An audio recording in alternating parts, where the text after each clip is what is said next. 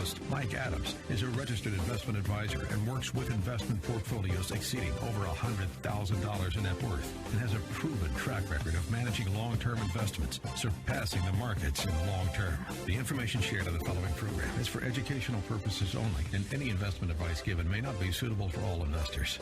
And now, here's Mike. And it is Saturday, and we're going to be talking about money. We are mask free. It's happened. It's been how long that we've been wearing these masks? We're actually going to be able to see the person that we're talking to. We're actually going to be like it's not in a surgical arena where the doctors are wearing masks so you can't tell who's operating on you. Now you can see everybody. It's kind of exciting. It means maybe for many people it really signifies the end of COVID. We're just back. I'm here with Souza and Christiane. We just are back from Las Vegas, the money show. And time again, we kept hearing this comment, this time is different. This time is different. You know what? Those are the four most dangerous words in the market that exist. This time is different. We're going to be talking about that today. We're going to be sharing. I also want to say, I don't know that I've been more excited about stocks and investing than I have ever been as I am right now. For a lot of our clients who have been around a long time, they've gone through the downs and the ups, and we're fully invested all the time. And our client accounts are down, no question. But I am so excited about what will finish this year in 2022. We're going to share that today. Al and Chris are here. We're going to talk about why are we so optimistic. So let's start off. This is not the Great Recession. During the Great Recession, the economy essentially collapsed. The financial system went into a tailspin. We're not there. That started with housing. Al, you looked at housing. Tell us your thoughts, the difference between the Great Recession and the current housing market. The big difference is that people are flush today with cash. They're going to buy houses and paying cash for these houses, basically. I mean, the banks are flush with cash. Back then, they were doing these things called ninja loans. You didn't have to, no income, no verification, right? No income, no job, no assets? Nothing, right? Yeah. I mean, the old story from, what's that movie? The Big Short was the dancer in Florida who owned 5 condos. Yeah. And so that's not going on today. The housing market is frothy. It is a little bit frothy. I'm not going to say it isn't. But still, the numbers, when I looked at it from Zillow and from Redfin, is that they predict the numbers are going to be positive. Again, they're going to have another good housing year. That interest rates, even still, even though they've ticked up 8 basis points in the last week, they're at 4%. But historically, that's still really low. It is low. People are sitting on cash, and the banks have money to lend to people who have the credit, and they're not just giving money away to people with no credit. That's a huge difference from where we were with the Great Recession. Yes. We had the ninja loans going on, Mm-hmm. and I think almost everybody knows somebody that got a ninja loan. I mean, it was just, you had the person in Bellevue, the taxi driver. Yeah. That actually brings up a really funny story. There was a taxi driver out in Bellevue, and keep in mind this was before the Lyft and the Uber days. But this taxi driver, made modest means, probably made $50,000 a year. But his residence was something very spectacular. It was actually, he had a penthouse in Bellevue, and it was worth over $2 million. And so for an individual that's driving a taxi, making $50,000 a year to be, in a penthouse in one of the most expensive cities in the world, I mean, it's ironic to say the least. And that's a product of the Ninja Loan. Obviously, I was a little bit too young at the time to get one of those, so I kind of rely on you two. Well, I did get one. So I did have income, but what was funny is the guy trying to talk me into a balloon payment. Right? I said I knew my wife and I knew what our number was, and he's trying to talk me into a balloon payment. And I said, well, I don't even have the down payment for that. He's like, oh, we'll give you the loan for the down payment too. I'm like, oh, great. Now I got 2 loans. But I knew my number and I stuck with it, and I'm still have the same house, so it worked out. But had I done what he wanted me to do, I don't think I would have made it. But that has really changed from then until now. We're seeing a solid housing market. Yeah, and again, the thing, Mike, is that we're forgetting is the banks were stress tested after 2008. They were like, hey, there's no more of the shenanigans going on. We need to make sure we have a solid banking system, and the banks are flush with cash, and they don't even know what to do with the money they have. And they can borrow at 0 interest from the Fed. From the Fed.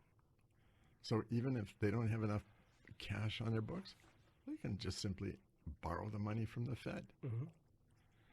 And some do that, and some buy treasuries. I mean, if you look at the U.S. debt, a lot of it is financed by the banks borrowing interest-free money from the Fed to buy a treasury.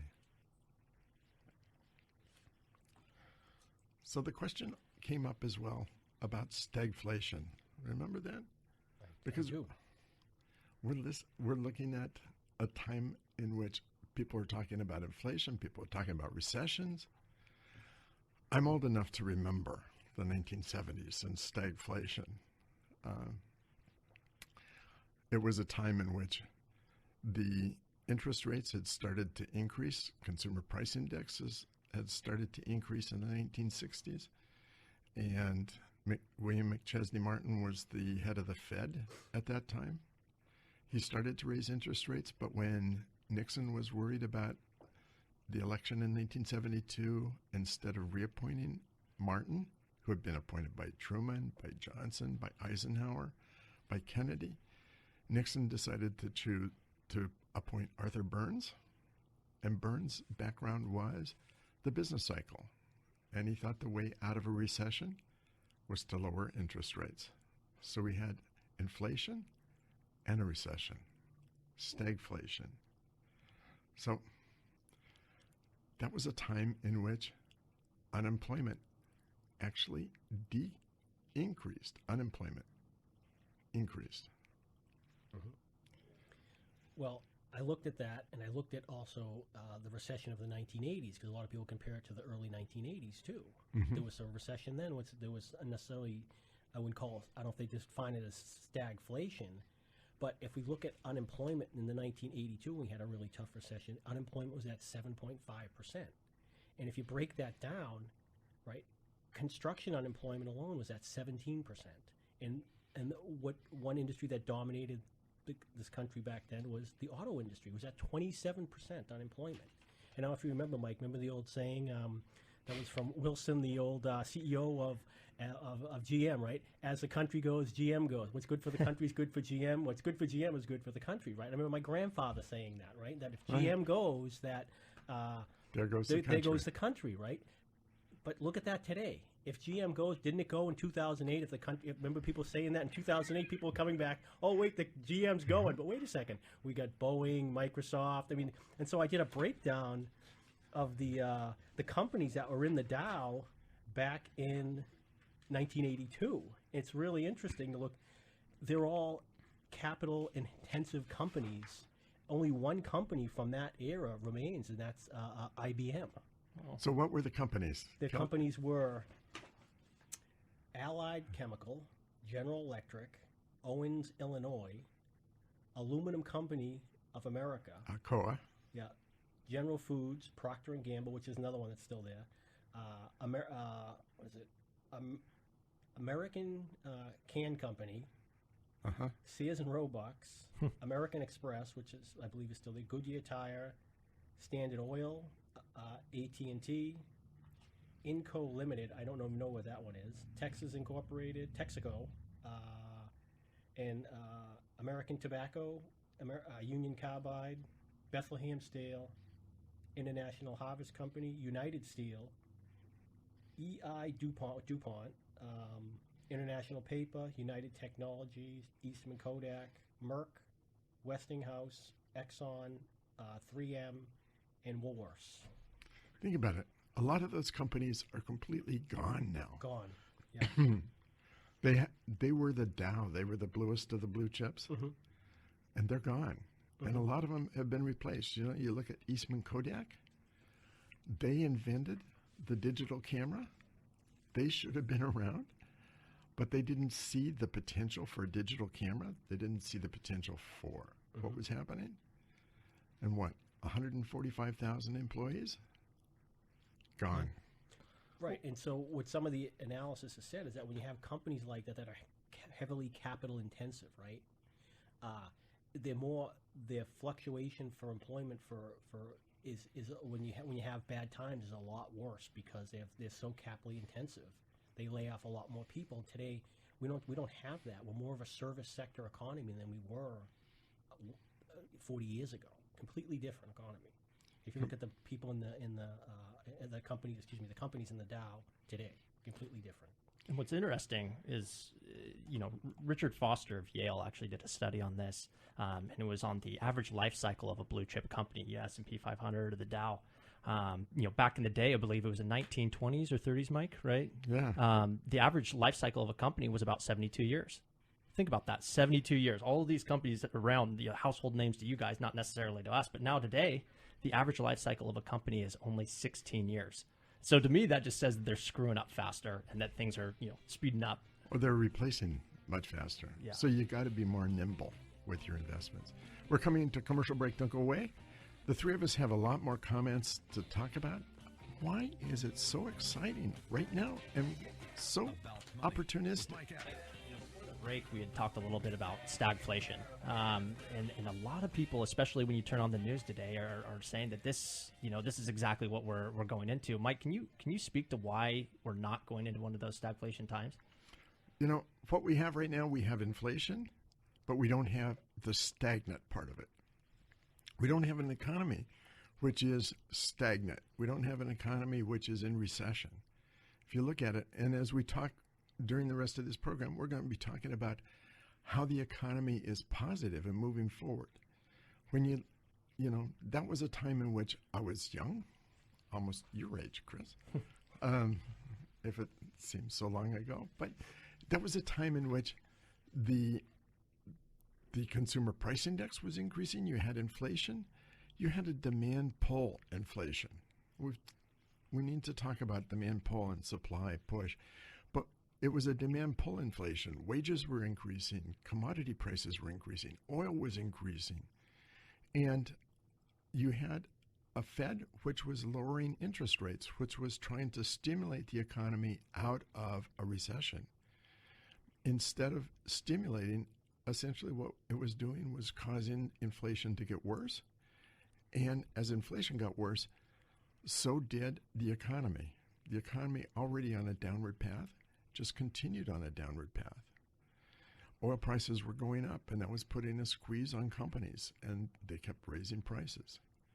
Back in those days, people talked about the rocket and the feather.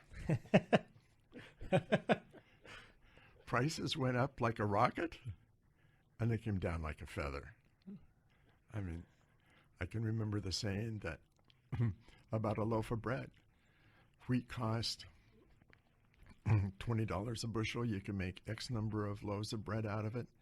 So when the bushel of wheat went from 20 to 25, the loaf of bread went from 50 cents a loaf to 75 cents a loaf. And then there was extra production of wheat, and so the price of wheat went down from 25 back to 20. And the loaf of bread that had gone from 50 cents to 75 cents when wheat prices went up, went from 75 cents to $1. So the price of wheat went up, the bread price went up, price of wheat went down, the price of bread kept going up. I mean, that's where we lived in the 1970s. And we're not seeing that now. Right now we're seeing a supply push kind of inflation. And that's because of the supply chain. That's because of the breakdown of what's going on. And, you look at what's happening with used cars today. Mm-hmm. Al, how much did you spend on gas getting here today? Nothing. I didn't have to fill the tank, but the other day it was $80 to fill the tank. I think around my house it was $5.99 a gallon getting here, double what it was just a couple of months ago. I mean, I might go back to work from home, Mike. No, it's an issue and it's a concern. But as we can see, like yesterday, Mike, how volatile this is, right? The price of oil dropped 12% in one day. I mean, this isn't going to continue forever. I think we've talked about it, that when this shakes out, that the price of oil is going to drop like a stone. When this thing with the Ukraine, which is on everybody's mind today, what's going to happen and how that's going to shake out, I think we're going to see commodity prices come right back down pretty quickly. I agree. I mean, it's all about supply and demand.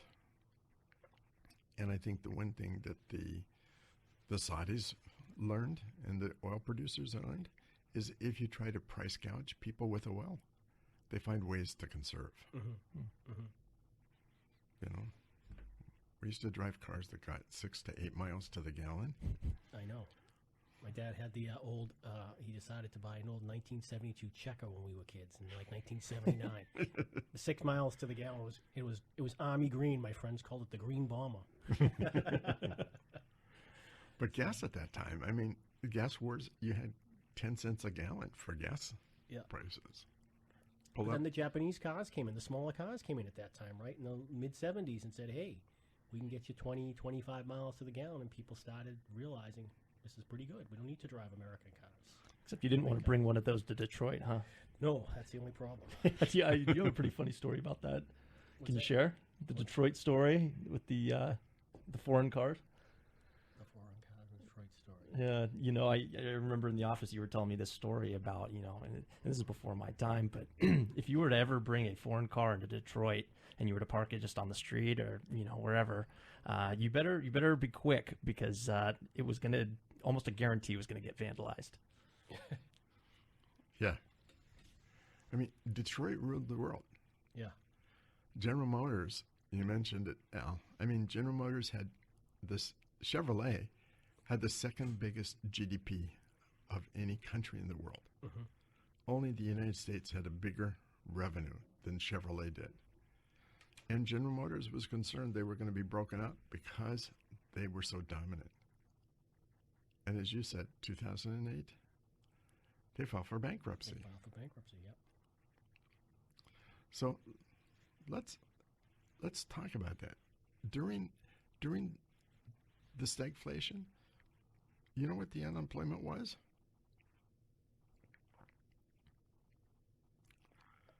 8%. 8%, yeah. 8%. So what's unemployment today? 3.8%. 3.8, 3.9, yeah. What was it during the Great Recession? It's 10%. 10%. And let's put this in there, Mike, too, is when COVID hit, the unemployment rate went up to 13.3% and then dropped like a stone down to where we are today, 3.8%. Yep.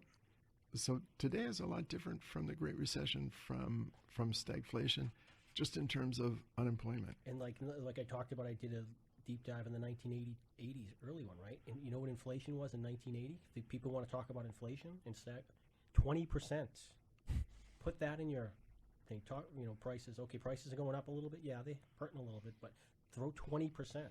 Yeah. Try getting a mortgage at 18 or 19%. What is that going to do to the housing market? Yeah. And what do mortgages say? What do we say? I said they were 4.3. Yeah, they went up 8 basis points, 4.3%. That's still historically cheap money. It is cheap, and that's why the housing market is moving. Yep. And the supply of the housing market right now, because coming out of 2008, they stopped building. So the supply of housing is still down, and the demand is still going up. So there shouldn't be any slowdown in that particular part of the market. At least for the next few years. Yes. So, talk about unemployment and where we are. Today we're at 3.8%. So, what are we looking going forward? What's happening in terms of business and capital spending? What we're really finding is the Made in America. Everything is really coming back to the States, and as a result, it's created quite a few jobs. There's a number of examples. Everyone's aware of the shortage on semiconductors right now. Obviously, with COVID stopping things, we're not able to get our cars. We're not able to get recreational vehicles, chips for computers, the whole 9 yards. And so, we're finally starting to see some investment in the States again. We're starting to bring back some of those jobs. And actually, I got an interesting study, but Intel is bringing a $50 billion investment to Ohio. And they have committed to building the biggest state-of-the-art chip facility in the entire world. And I think that's a really good thing. For too long, we've been, offloading a lot of these jobs and sending them overseas. We've created a supply chain that, through globalization, a little bit from here, a little bit from there, a little from this country, a little from that country. And what we've learned is that clogs things up. When things slow down, when you have something like the pandemic hit and they close one factory, I use the example of Boeing. It goes back a few years, but the first part that has to be opened ordered on a plane is the little slider for a lavatory, because it has to be printed in the language of the country that's buying it. So if it's a plane being sold to Japan, it has to be in Japanese. If it's a plane sold to Greece, it has to be in Greek. If it's a plane sold in Italy, it has to be in Italian. And so once that little slider is manufactured, then that slider has to be shipped off to the people that make the latch. And then once the latch is made with the little slider, that latch has to be shipped off to the people that make the door for the lavatory.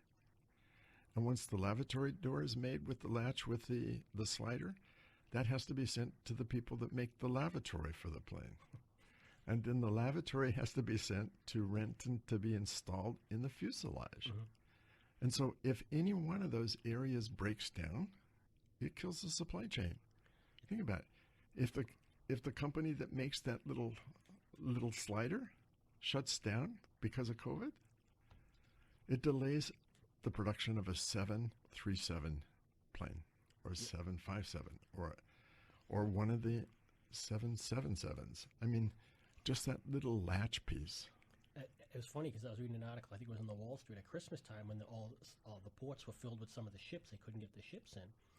And it was an article about major companies like, I think Target, I can't remember the other company, but they were actually going to like people that were on like Etsy and those type of sites and Poshmark and finding people to make stuff for them locally. Say, hey, can you help us make these certain things? So they couldn't get them from where they usually used to get them, and it just had this effect of getting a boom effect of getting all these people, small businesses, just taking off in local areas, and then the local companies that made bolts and rivets and all that stuff, same thing. They just took off because people couldn't get stuff overseas. Yeah, and what that means is as we bring the supply chain home, as we bring it back to America, there's capital spending that has to be spent. Mm-hmm. And as you pointed out, Al, the banks have the money. The companies can borrow cheap. They can afford to build the factories and the plants. Chris, you mentioned Intel. Mm-hmm. I mean, those things are going on. They're creating. And when you look at the jobs that are created, it's pushing this economy in the United States. Yeah, it's like I was reading real quick. I was reading Berkshire Hathaway sitting on $140 billion in cash. Yeah. We're coming right back after the commercial break. Don't go away. We've got a lot more to cover. Hi, we're going to talk about where this economy is going to go as far as with electric vehicles and energy. And if we just look at some statistics here, there were 328,118 EVs sold in 2018. That was a 75% year-over-year increase. EVs will, right now, the cost to make an EV is coming down significantly. By 2030, it'll be down 1/5 to what it costs to make a combustion engine. They think by the mid-30s that the cost will be about the same to make an EV as is to make a combustion engine. The problem with the EV is that the batteries are still expensive, but the battery prices are coming down significantly. And so, where am I going with this? Is that right now, EVs only make up 3% of all the cars that are sold around the world. By 2025, they think it'll be 10% of the market. So this market is just going to keep on increasing over time, and the expansion into EVs is booming because look at all the new companies that are being developed that are making EVs. General Motors, Ford, they're all jumping into the EV market and driving the prices down.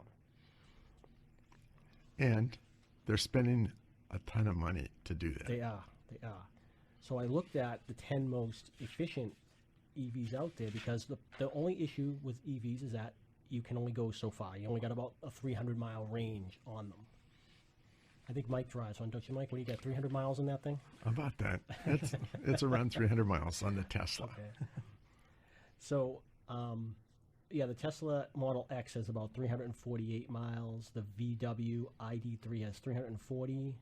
There's one called a Skoda. I've never heard of this one before, but it's 331 miles. So around 350 miles seems to be the number. There is the Ford Mach is putting out, they say they go 379 miles, and the BMW does 380 miles. But and the Leaf? The Leaf? I didn't put the Leaf on there. Sorry. Oh, the Leaf. Yeah. From what I talked to a friend that had a Leaf, he said that he has to charge it 1 hour for every 8 miles he goes. So I don't think that one's made the list.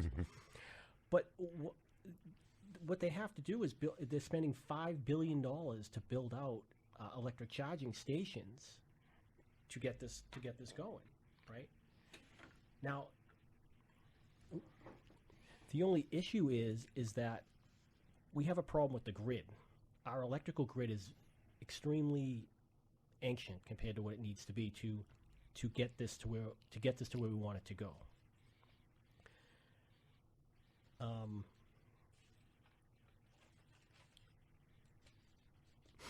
One second here. I lose my notes sometimes too. Yeah, I lost my words there. I'll be right 1 second. So what we need to do is spend money on building this grid out. And that's going to be a huge capital expenditure to do that. And the problem is just energy today is that we think of it as compartmentalized, right? We have gas, oil, and then we have some renewable energies. But the new energy system that they want to build, combining nuclear energy, starting with basing off of nuclear energy plants, it's an integrated system because the system is so old right now. It's not that we don't produce enough energy, Mike. We produce too much energy. We have nowhere to store it. The other thing is we don't produce energy at the peak times when we need them. We're producing energy at, say, 3 o'clock in the morning when everybody's asleep. That's not really efficient. So the new energy system is going to be built off of this integrated where we can store the solar and store all this stuff. And when I say using nuclear power, I know people it brings up a lot of anxiety in people because they think of Chernobyl and they think of what happened at Fukushima. But these new plants are modular. They actually build them. They don't build them on site. They build them off site and they put them together. And their cores, fuel rods, are 1,000 degrees cooler than what you think of as the old fuel rod. And so they produce a tremendous amount of heat, and they produce things like hydrogen, which they realize they can take and steam, and they realize that they can harness the power of that to fund it to industrial areas to make their energy lower cost and more efficient. So the building out of that system is just a huge capital expenditure that's going to bring a lot of jobs. That's going to produce a ton of jobs, and it's going to take years to build. And they're already starting on that, right? Yeah, they're starting in that. If you look it up, you can go to the the National Nuclear Labs in Idaho. You can look up on their website, and it takes you right through how they're building these modular systems. And they're starting the first one for research, and they show you how they can build these small little systems that are. One of them's like a hot water boiled system that they use. It's amazing what they're going to do and how they're going to try to integrate the whole system to supply power to all the cities on the coast and everything like that. So, and hopefully get the system where the electric vehicles will be able to charge them at certain places, and it'll be really efficient instead of having 15 hours. They'll have quick charging where they can charge it in an hour or 45 minutes or something like that. Yeah, and as we build out the power plants and build out the grid, I mean, they're going to store energy everywhere. It's like the internet, the internet is just not one place to another. It stores data all along the way. And energy is going to be stored everywhere on the grid. That's coming. And that's not something that is pie in the sky 10 years from now. Well, Mike, it's already happening. Yeah. I mean, we look at Bill Gates. He's a local in the Seattle area, and he started TerraPower. And what they found is they're actually going to Wyoming right now. They're working on a coal plant that's going to be decommissioned here in the next couple of years, and it's called a natrium plant, and it's very, very interesting.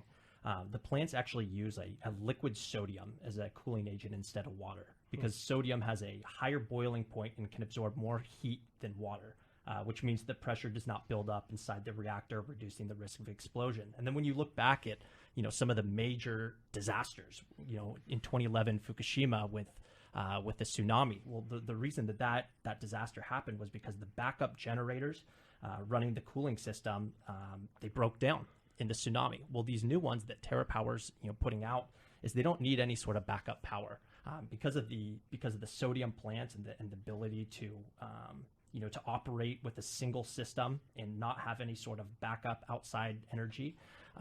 They're actually extremely safe. And when you look at the output of energy, I mean, it's remarkable. I did some notes here. I'm not going to run us through all of them, but essentially the U.S. uses about 1,000 gigawatts a year. Or 1,000 gigawatts of power. Well, one of these plants can actually produce 500 megawatts. And so I went down the rabbit hole, I did some math, and essentially to power the entire globe with these numbers, or the entire U.S., you would need just about 2,000 of these plants. Well, the problem right now is they're about $4 billion each, right? They're hoping, the first one's always going to be the most expensive. They're hoping to bring it down to $1 billion. But, with those numbers, to me, it's like, why are we not doing this? Why are we not fully immersing ourselves in nuclear power? I mean, its runtime is 92%. It's the most efficient. It's the cleanest. It's carbon free. To me, it's a no brainer to supplement some of the green energy. And the waste from it is not like what we see over here at Hanford, where they're digging out 60-gallon drums of waste. The waste is minuscule compared to that. And it's really non-radioactive. It cannot be used again. Someone to steal it and use it for a weapon. It's basically rendered harmless after that. But this woman, Gretchen, I think her name is Bakke, wrote a book called The Grid. She wrote a book how bad the grid is, and she talked about just from 1950 to 1980, there were only 5 major outages of electricity. From that time on, there's been 76. That's how dilapidated the system is. And so fixing that system is definitely going to be a huge capital expenditure, but we don't have a choice. We have to fix it to move this economy to the electricity like we want to do and get off of fossil fuels. We're going to do that. And it is. And that's all adding to the economy. It's adding to jobs. It's adding income for capital equipment. All of that is a positive. And it's not just a pie in the sky kind of thing. It's stuff that's moving forward. No, it's real. You can go look it up on the Department of Energy website. They mention all of it. Yeah, it's interesting. And I was doing some homework on my own, and I was looking at the capacity factor of energy sources. So basically, the uptime when you take out regular maintenance, refueling, the whole 9 yards. Well, nuclear is active. It's working 93% of the time, and then by contrast, you have wind and solar that are only up 24.9 for solar, and wind is 35.4, and that's because the wind isn't always blowing. It's not always sunny outside, right? And so we need a power source, a grid that's fully reliable, that's up 24/7, 365. And even if you look at coal right now, with factoring in maintenance, factoring in refueling, the whole 9 yards, I mean, it only has a capacity factor of 40%, and natural gas is 56. So you're almost doubling by going to nuclear your output and your uptime. Yeah, and these things run better when they run full time, right? You want to run them 24 hours a day. You don't want to run them, like what happens now is they run them peak time, shut them down, peak time, shut them down. It's not efficient at all. Even with the coal plants that we have now, it's not efficient. I mean, she says in her book, Gretchen Bakke, is that we're shutting down wind. We're telling wind farms to shut down because they're producing too much power. We have nowhere to put it. It's not, so we're not producing. It's not that we can't produce enough. We can, but it's not. We're not efficient. Where do you store it? Yeah, there's nowhere do you put it. And if anything has brought home that point that we need to do something, it's been a war in the Ukraine. Yeah. We're coming to a commercial break. Don't go away, because we're going to wrap this up and tell you we are so very optimistic about what's going on. We're talking about what is developing. We're talking about what's coming. And we think this is positive moving forward. Don't go away. So we've been talking about a lot of things that are going to be happening and are happening now. We're talking about full employment. We're talking about capital spending. We're talking about having plenty of money to move forward on all this. But when it really comes down to, stocks are a function of revenues and earnings. It has been that way. It will be that way. And so, Chris, you've been looking at and digging into earnings and forecasts. Tell us what you found. Yeah, it's actually really intriguing because I'd never done a dive like this before. But one of the things that we're seeing is, and we've seen it before, going back to 2009, obviously 08, 09 were really tough years. We had a negative 12% year over year revenue growth. But then what we saw in 2010 and 2011 is we saw 6%, we saw 9%. Well, when you compare this to, 2020, and we kind of, because we're going through this another cycle, right? 2020, obviously a bad year, everyone shut down. But what we saw in 2021 was a recovery, and then of 15% year over year growth, right, in revenues. And then in 2022, we're predicted to see 9%, in 2023, 8%. And so what we're seeing is just historically after lows, the 08s, the 2001s, the 87s, right? We're going to have another year like we did in 2021 of recovery, and then from there it's usually stagnant with a slight increase, right? We're talking single digit growth, 6-7%. But what I found interesting was that both 22 and 23, with some of the research that we're finding right now, even with the war, with oil, with everything where it's at, we're looking at growth of 9% in 2022 and growth of in 2023 of 8%. And those are bigger numbers than we saw in 11, 12, and 13. And so it just makes me wonder, is this bull market over? Or is it just almost like a slingshot getting ready to, That's why I am so optimistic and why I am so excited about the potential for this market and the potential for the companies. I mean, in all the time I've been in the business in 36 years, I don't think I've ever been as excited about investing now as I am right now. For the people that have ridden this down, they're going to see a rebound. I believe a rebound that's going to be extremely strong. They're already in place. And yeah, the accounts are down, but I believe they're going to recover and recover in a very positive fashion. But those people that are not invested right now and are not invested in the right places, we've been talking about some of the places and some of the things that are going on in terms of industries, in terms of changes that have gone on. You need to be in the right place. There was a study done by Goldman that showed that 372 of the 500 stocks in the Standard & Poor's, 372 drop out because they end up losing money. 372. So if you're going to make money and make good money going through, you've got to be in the 120 companies that are really moving forward. You've got to be in the companies that are in industries like Al mentioned and Chris mentioned. You've got to be in those places. And that's why it's so exciting. That's where we're building our portfolios. That's what we wanted to be in, is where things are going, not where things have been. I mean, Al mentioned the companies from 1982, right? The Dow companies. I think I made a mistake. I think there's only 4 left that are still in the Dow today. Well, GE just dropped out. Yeah, GE's gone, but I think 3M is still there, right? If I'm not mistaken. But Mike, one of the things we talked about is like we've mentioned this being like another super cycle, right? Like in the innovations coming after COVID. That's just the potential there is huge. It's huge. And we're just at the beginning of that time. All this technology that's been developed over the past few years is going to only accelerate.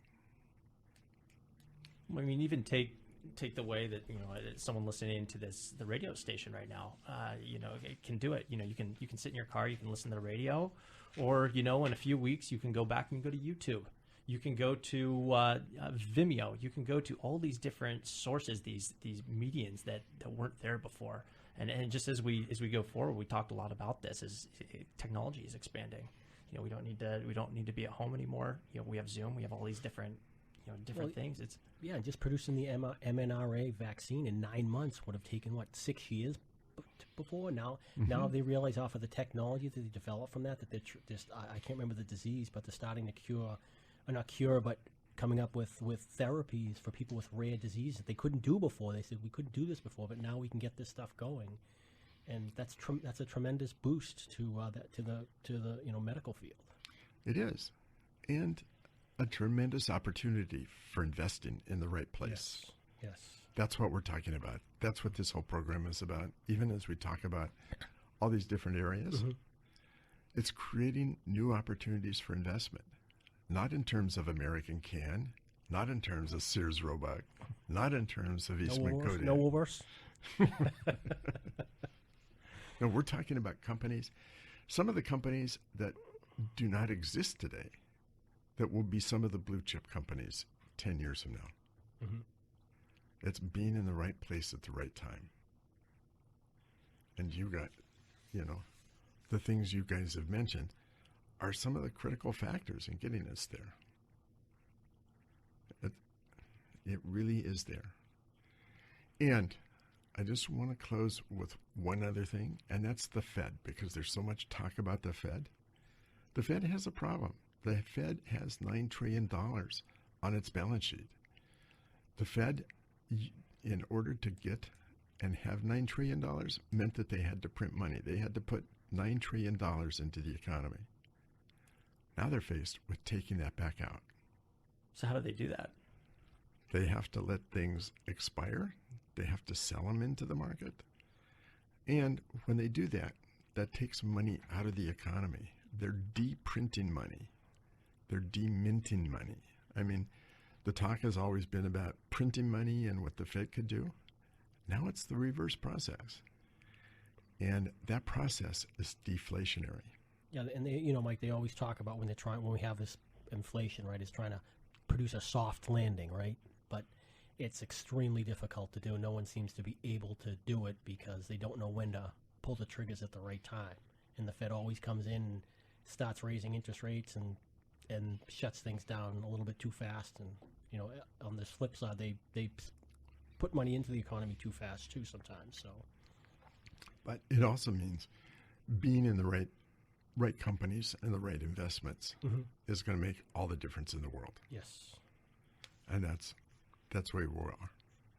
We have a passion for creating wealth for our clients, creating wealth and maintaining wealth. And in order to do that, you have to be on top of what's going on. You have to know the earnings. You have to know the technologies that are changing and the changes in the way we live. That's going to make all the difference in the world. So, Mike, what would you say to the person right now that's listening, that's maybe sitting on a pile of cash at home? They want to get into the market, but they're afraid of everything that's going on with Ukraine. They're afraid of the war. They're afraid of where oil's at, where inflation's at. All these concerns. What do you say to this person that's sitting on the sideline and just waiting for the recovery, waiting for it to be good? I understand that. When you're sitting in the chair, it's called the white knuckle time. You're holding on to the edge of the chair with your white knuckles, and you're looking at the light, and you're hoping that it's not a train at the end of the tunnel.